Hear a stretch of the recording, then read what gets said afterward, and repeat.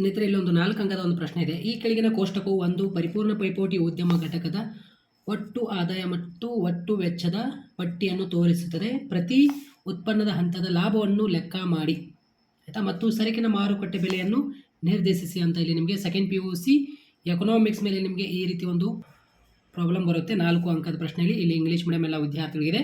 ಇಲ್ಲಿ ಆನ್ಸರ್ ಹೇಳಿದೆ ನೋಡಿ, ಎಲ್ಲ ವಿದ್ಯಾರ್ಥಿಗಳು ಗಮನಿಟ್ಟು ಕೇಳಿ. ಇಲ್ಲಿ ಟೇಬಲ್ ಹಾಕಬೇಕು. 1 2 3 4 5 ಕಾಲಮ್ಸ್ ಬರುತ್ತೆ. ಏನೇನು ಬರುತ್ತೆ ಇಲ್ಲಿ? ಸೇಲ್ಸ್ ಕ್ವಾಂಟಿಟಿ ಅಂದರೆ ಮಾರಾಟದ ಪ್ರಮಾಣ ಅಂತ ಇಲ್ಲಿ ಕ್ಯೂ ಕಾಲಮ್ ಬರುತ್ತೆ. ಇದು ಕ್ಯೂ ಕಾಲಮ್, ಆಯಿತಾ. ಅವರೇ ನಮಗೆ ವಾರ್ಷಿಕ ಪರೀಕ್ಷೆಯಲ್ಲಿ ಕೊಟ್ಟಿರ್ತಾರೆ, ಆಯಿತಾ. ಇಲ್ಲಿ ಕ್ಯೂ ಕೊಟ್ಟಿರ್ತಾರೆ, TR ಕೊಟ್ಟಿರ್ತಾರೆ ಮತ್ತು TC ಕೊಟ್ಟಿರ್ತಾರೆ. ನಾವು ಲಾಭ ಪ್ರಾಫಿಟ್ ಕಂಡುಹಿಡಿಬೇಕು ಮತ್ತು ಮಾರ್ಕೆಟ್ ಪ್ರೈಸ್ ಮಾರುಕಟ್ಟೆ ಬೆಲೆ ಕಂಡುಹಿಡಿಬೇಕು ನಾವು, ಆಯಿತಾ. ಯಾವ ರೀತಿ ಇಲ್ಲ ಅಂದರೆ ಇಲ್ಲಿ ಕ್ವಾಂಟಿಟಿ ಕೊಟ್ಟಿದ್ದಾರೆ. ಸೊ 0 ರಿಂದ ಇಲ್ಲಿ 7 ಕೊಟ್ಟಿದ್ದಾರೆ.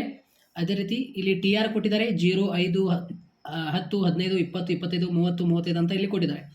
ಇಲ್ಲಿ TC ಕೊಟ್ಟಿದ್ದಾರೆ 5 7 10 12 15 23 33 40 ಅಂತ ಈ ರೀತಿ ಕೊಟ್ಟಿದ್ದಾರೆ. ಇವಾಗ ನಾವು ಲಾಭ ಕಂಡುಹಿಡಿಬೇಕಂದ್ರೆ ಸೂತ್ರ ಇದೆ. ಏನು?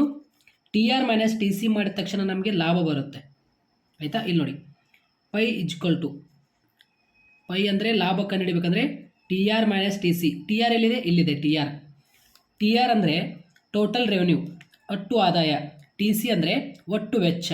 ಒಟ್ಟು ಆದಾಯ ಮತ್ತು ಒಟ್ಟು ವೆಚ್ಚದ ಪಟ್ಟಿಯನ್ನು ನೀಡುತ್ತದೆ, ಆಯಿತಾ. ಇದು ಒಂದು ಕೋಷ್ಟಕ. ಪ್ರತಿ ಉತ್ಪನ್ನದ ಹಂತದ ಲಾಭವನ್ನು ಕಂಡುಹಿಡಿಯಿರಿ ಅಂತಿದ್ದಾರೆ. ನಮಗೆ ಲಾಭ ಕಂಡುಹಿಡಿಬೇಕು ನಾವು, ಮತ್ತು ಸರಕಿನ ಮಾರುಕಟ್ಟೆ ಬೆಲೆಯನ್ನು ಇಲ್ಲಿ ನಮಗೆ ನಿರ್ಧರಿಸಿ ಅಂತ ಇಲ್ಲಿ ಪ್ರಶ್ನೆ ಕೇಳಿದ್ದಾರೆ.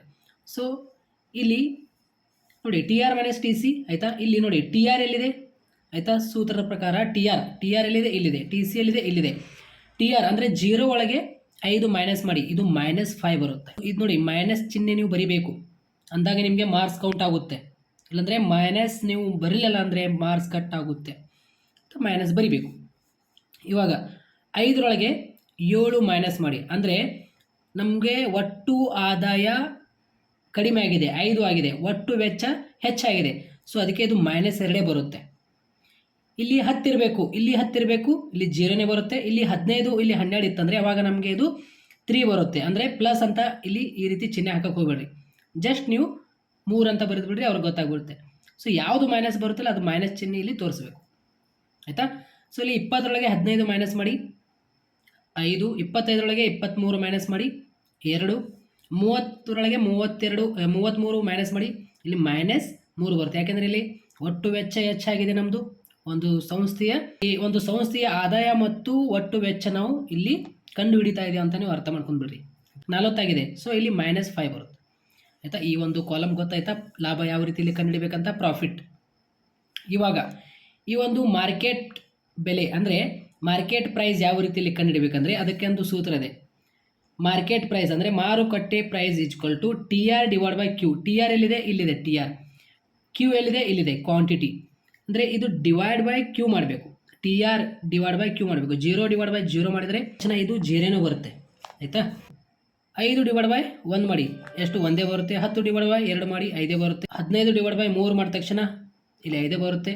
20 ಡಿವೈಡ್ ಬೈ 4 ಮಾಡಿದ ತಕ್ಷಣ 5 ಬರುತ್ತೆ. ಈ ರೀತಿ ಡಿವೈಡ್ ಮಾಡಿದ ತಕ್ಷಣ ಇದು ಬರುತ್ತೆ. ಡಿವೈಡ್ ಮಾಡಬೇಕು. ಸೊ ಗೊತ್ತಾಯ್ತಾ? ಈ ರೀತಿಯಲ್ಲಿ ಈ ಒಂದು ಪ್ರಾಬ್ಲಮ್ ಆಗಿರುತ್ತೆ. TR ಮತ್ತು TC ನಿಮಗೆ ಒಂದು ಪ್ರಶ್ನೆ ಇರುತ್ತೆ ನೋಡಿ, ಆಯಿತಾ. ನಿಮಗೆ ವಾರ್ಷಿಕ ಪರೀಕ್ಷೆಯಲ್ಲಿ ಹೆಚ್ಚಾಗಿ ಈ ಒಂದು ಪ್ರಶ್ನೆ ರಿಪೀಟ್ ಆಗಿದೆ. 2025ನಲ್ಲಿ ಕೂಡ 2 ಮಾದರಿ ಪ್ರಶ್ನೆ ಪತ್ರಿಕೆ ಆ್ಯನ್ಯುವಲ್ ಕ್ವಶನ್ ಪೇಪರ್ನಲ್ಲಿ ರಿಪೀಟ್ ಆಗಿದೆ. ಅದಕ್ಕೆ ಈ ಒಂದು ಪ್ರಶ್ನೆ ಕ್ವಿಕ್ಕಾಗಿ ನಾನು ನಿಮಗೆ ತಿಳಿಸ್ಕೊಟ್ಟಿನಿ. ಸೊ ಯಾರಿಗೆಲ್ಲ ಡೌಟ್ ಇದೆ ಕಮೆಂಟ್ ಮೂಲಕ ತಿಳಿಸಿ. ಸೊ ಗೊತ್ತಾಯ್ತಾ? ಸೊ ಎಲ್ಲ ವಿದ್ಯಾರ್ಥಿಗಳಿಗೆ ಒಂದು ಶೇರ್ ಮಾಡಿ. ಎಲ್ಲ ವಿದ್ಯಾರ್ಥಿಗಳಿಗೆ ಏನಾದರೂ ಡೌಟ್ ಇದ್ದರೆ ಕಮೆಂಟ್ ಮೂಲಕ ತಿಳಿಸಿ ನನಗೆ. Thank you. ಸಿಗೋಣ ಮತ್ತೆ ಬೇರೆ ವಿಡಿಯೋದೊಂದಿಗೆ.